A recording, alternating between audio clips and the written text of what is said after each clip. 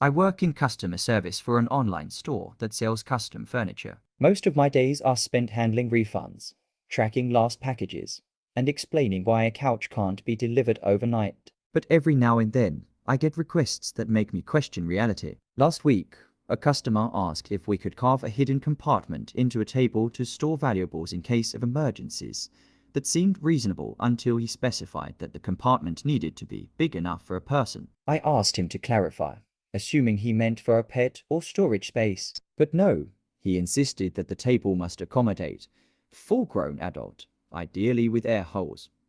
At this point, I felt obligated to report the request to my manager, who nervously chuckled before telling me to deny the order. I thought that was the end of it, but 2 days later, the same guy called back, using a different name, asking for the same thing. He even tried to convince me by saying it was for a magician's trick. Another time, a woman called demanding a refund on a couch because, according to her, it was haunted. She swore the sofa moved an inch every night and that strange whispers came from the cushions. I told her our return policy didn't cover paranormal activity. She got angry and started screaming that we were knowingly selling possessed furniture. A week later, she left a 1-star review claiming the ghost was now attached to her. Then there was a guy who wanted a custom chair, but when I looked at the order details, it had the most bizarre specifications.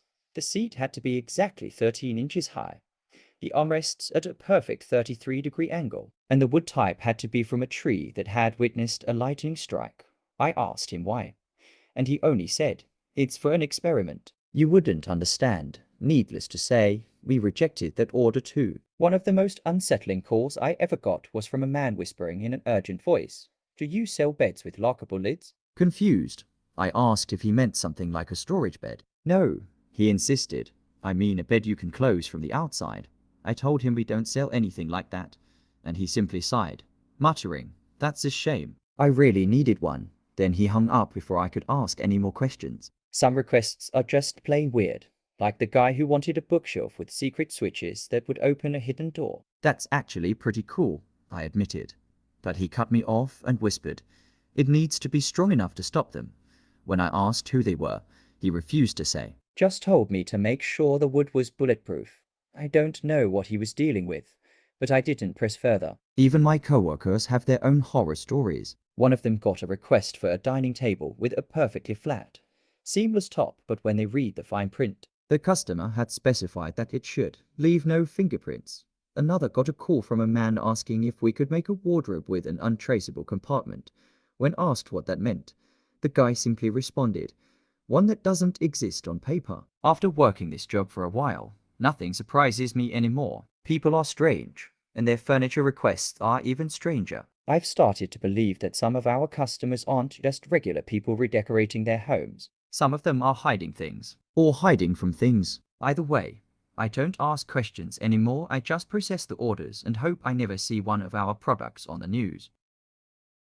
My neighbor is the kind of guy you instinctively avoid. He moved in 6 months ago, and since then, I have seen things that don't add up. He rarely leaves his house during the day, but at night, cars pull up to his driveway, headlights off. People go in and out, staying only for a few minutes. They never talk, just exchange something in hushed tones before vanishing into the darkness. I tried convincing myself it was harmless until I saw him digging in his backyard at AM. I couldn't sleep that night, so I peeked through my blinds and saw him under the dim glow of a flashlight, shoveling dirt. The hole was way deeper than it needed to be for planting anything. My stomach twisted when I saw a large, plastic-wrapped bundle beside him. He was sweating, looking around every few seconds like he expected someone to be watching. Then, as if sensing my eyes on him, he froze and slowly turned toward my house. I ducked behind the curtain, heart pounding. The next morning, I casually walked past his yard, pretending to take out the trash. The hole was gone, replaced by fresh soil, perfectly leveled. No signs of anything buried there. I told myself I was overthinking it. But then I started noticing other things, like how he always carried heavy duffel bags to his car, never staying home for long. One night, I even heard muffled shouting from inside his house. I debated calling the police. But what would I say? That my neighbor acted suspicious? That he dug a hole once? Without proof, I'd look like a paranoid idiot. Instead, I started keeping track of his movements, noting the cars that visited, the times he left and returned. It didn't make sense. He wasn't following a pattern. Some nights, he'd leave for hours. Other times, he'd return in under 15 minutes, always looking over his shoulder. Then, last week, something happened that made my blood run cold. I was coming home late when I saw him standing on his porch, staring at my house. No movement, no blinking, just watching. I fumbled with my keys, trying to act normal. But the second I looked up, he was gone. Not inside, just gone, like he had never been there. That night, I locked all my doors and double-checked the windows, feeling like prey under a predator's gaze. The worst part, I know he knows I'm watching. Yesterday, I found a note slipped under my door. No handwriting, just a single printed sentence. Mind your own business. I don't know how he got so close without me hearing. The security cameras I installed last week didn't catch anything, just static during the time frame when he must have left it. That was enough for me. I packed a bag, ready to leave for a few days. But before I could go, there was a knock at my door. Not the friendly, casual kind, a slow, deliberate rhythm. My breath caught in my throat as I checked the peephole. No one was there. My phone vibrated in my pocket, and when I checked, it was a message from an unknown number. Leaving won't help. My hands went cold. How did he know? I turned on every light in my house, feeling more trapped than ever. I don't sleep much anymore. Every noise makes my skin crawl. Every shadow makes me jump. I don't know who he is or what he's doing, but I know one thing. He's dangerous. And worse, he knows that I know. I've started considering moving, but a small, horrifying thought keeps me frozen. If he's watching me this closely, what if I never get the chance? My experience in the wilderness should have been a peaceful escape. I had planned a solo hiking trip through the mountains, carrying just enough supplies to last a few days. The first day went smoothly, clear skies, fresh air, and nothing but the sound of birds. But by the second night, everything changed. A storm rolled in, sudden and violent, drenching me in freezing rain. The wind howled through the trees, drowning out every other sound. That's when I realized I was lost. I checked my map and GPS, but the rain had soaked everything. My phone was dead. The trail markers I had followed were nowhere in sight. I told myself to stay calm, but panic crept in. I walked for hours, hoping to find a familiar landmark. But the deeper I went, the more disoriented I became. The forest felt different, darker, quieter. I couldn't shake the feeling that I was being watched. My flashlight flickered, casting long shadows through the trees. By midnight, exhaustion forced me to stop. I found a small clearing and decided to rest until morning. I built a makeshift shelter from fallen branches and wrapped myself in my emergency blanket. Sleep didn't come easily. Every snap of a twig made my heart race. At one point, I swore I heard footsteps, not mine, not an animal's. Slow, deliberate steps circling my shelter. I held my breath, gripping my knife. But when I peeked outside, nothing was there. The next morning, I was weaker than before. My food supply was running low, and dehydration was setting in. I needed to find water. I followed the sound of a stream, hoping to refill my bottle. The moment I knelt down, I saw its footprints in the mud. Fresh ones. They weren't mine. They led away from the stream, disappearing into the trees. My stomach tightened. I had been alone for 2 days. No signs of people, no campsites. So who was out here with me? I didn't want to find out. I moved faster, sticking to open ground where I could see my surroundings. My mind was screaming at me to keep going, to ignore the growing dread in my gut. That's when I noticed something else. A torn piece of fabric caught on a branch. It was dark red, not quite the color of clothing, more like dried blood. My throat went dry. Had someone else been lost out here? Or was I walking straight into danger? With every step, the forest felt more suffocating. My legs ached, my vision blurred, but I refused to stop. Hours passed before I saw it, a wooden structure in the distance. A cabin. Relief surged through me, but as I got closer, my excitement faded. The windows were shattered, the door barely hanging on its hinges. Someone had been here, but not recently. Inside, dust-covered furniture sat untouched. On the floor, deep scratches in the wood, as if something had been dragged. I didn't stay long. The cabin didn't feel like salvation, it felt like a warning. I forced myself to keep moving, ignoring the throbbing pain in my legs. Just before sunset, I heard the distant hum of an engine. I ran toward the sound, stumbling onto a dirt road where a park ranger's truck was parked. The ranger looked shocked when he saw me. "We stopped sending people this way years ago," he said. "Too many hikers went missing." My blood ran cold. I never went back to those mountains. Even now, I don't know what I encountered out there, whether it was paranoia, exhaustion, or something much worse. But sometimes, when I close my eyes, I remember those footsteps circling my shelter. I remember the footprints by the stream, and I wonder if I had taken the wrong path that night, if I had followed those prints instead of running the other way, would I have made it out at all?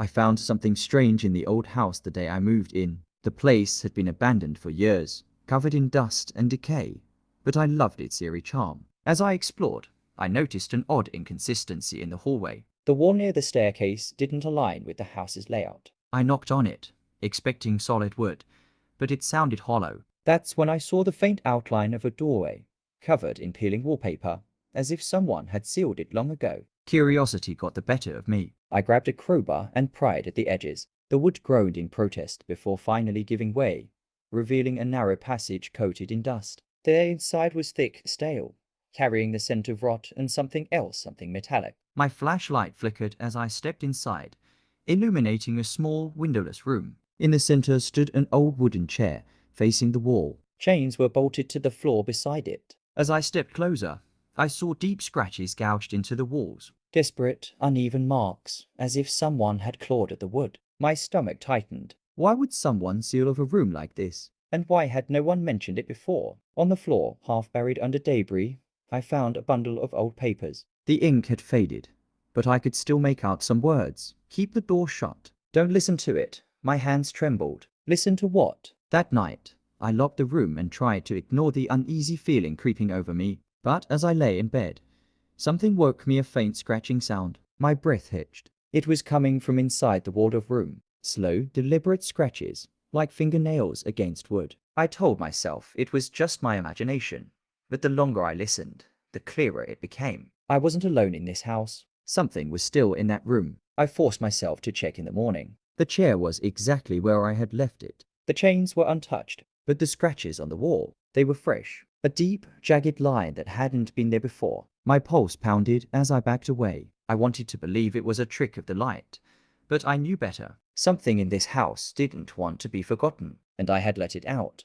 I decided to leave the room sealed and pretend I had never found it. But the house had other plans. At night, the whispers started soft, pleading voices slipping through the cracks in the door. Let me out. I stuffed a towel under the gap, but it didn't help. The whispers turned into knocks. First gentle, then violent. Every night, the knocking grew louder, as if something inside was getting impatient. Yesterday, I found a new note, one I hadn't written. It was lying on my kitchen table, in the same faded ink as the papers I had found. You open the door. Now you must take my place. My blood ran cold. I tried to convince myself it was a prank, but deep down, I knew the truth. This house had a secret, and I had disturbed it. Tonight, the knocking hasn't stopped. It's relentless, shaking the walls. The air feels heavier, charged with something I can't explain. I don't think I can stay here much longer, but as I pack my bags, one thought keeps gnawing at me. What if it's too late? What if, by opening that door, I've already let it in? My experience with strange customers started the day I took a job at a call center. Most calls were routine billing issues, complaints, the usual. But one call still haunts me. A woman with a shaky voice asked if we tracked the watches.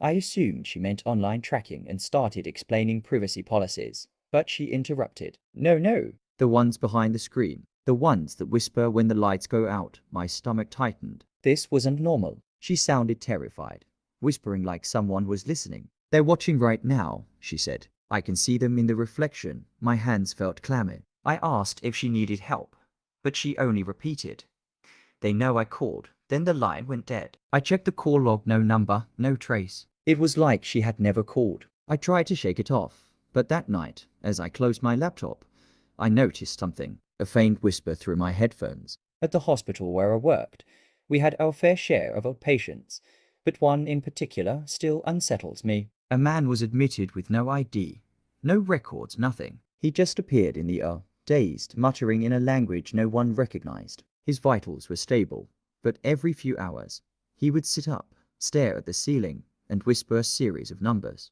Doctors assumed it was a neurological issue, but the numbers, they weren't random. A nurse wrote them down, and out of curiosity, I looked them up. They matched coordinates, exact coordinates, to places all over the world. Some were deep in the ocean, others in abandoned buildings. The more we listened, the stranger his whispers became. Then, one night, He stopped. Just lay there, eyes wide, unmoving. The monitors still showed a pulse, but he wasn't responding. And when the morning shift arrived, his bed was empty. No signs of escape. No trace he had ever been there. Working front desk at a hotel, I've seen weird guests, but none like the woman in room 713. She checked in with no luggage, no ID, just cash. Every night, she called the desk asking if anyone had left something for her. When I asked what, she just said, "They'll know, one night." Curiosity got the better of me. I checked the security footage. At exactly 3:13 a.m., her door opened slightly, but no one came in or out, just a shadow stretching across the floor. The next day, she was gone. No checkout, no sign she had ever stayed. Her room was spotless, except for one thing, a single key on the nightstand. I didn't recognize it, but when I showed it to my manager, his face went pale. "This belongs to room 713, he whispered. I frowned. "But that's where I found it." He shook his head. "That room's been closed for years. No one's supposed to stay there." I turned back to the key, my hands suddenly cold. In customer service, you expect rude or odd clients, but nothing prepared me for the old man who called about his internet bill. He insisted he had been charged for months after cancelling his service. When I pulled up the records, I froze. His account had been closed 10 years ago. I told him this, but he laughed. "That's impossible. I just used my internet this morning." I double-checked. The last charge on his account, February 27th, 2015. The same day his obituary was published. I don't work those jobs anymore. The strange calls, the eerie visitors, they left something with me. Sometimes my phone rings in the middle of the night, but when I pick up, there's only static. Sometimes I wake up to find my computer on, a single line of text on the screen. "You answered." I don't know who or what I spoke to all those times, but I have a feeling they're not done talking. I witnessed some strange behavior of people on the subway last night. It was late, the kind of hour where most passengers are half asleep or avoiding eye contact. But as I stepped into the car, I noticed something unsettling. Every single person was sitting perfectly still, staring straight ahead. No one blinked, no one moved. I hesitated before taking a seat, the silence pressing down on me. Even the usual hum of conversations and rustling bags was absent. At the next stop, a man got on, a regular-looking guy in a business suit. He barely glanced around before taking a seat. The moment he did, everyone turned their heads in unison to look at him. Not subtly, not gradually. It was instant, mechanical, as if they were following some silent command. The man shifted uncomfortably, fidgeting with his tie. "Ah, is there a problem?" he muttered, forcing a chuckle. No one responded. I gripped the pole tighter, my heart pounding. Then, as suddenly as they had turned, they all faced forward again. The man exhaled sharply, shaking his head like he had imagined it.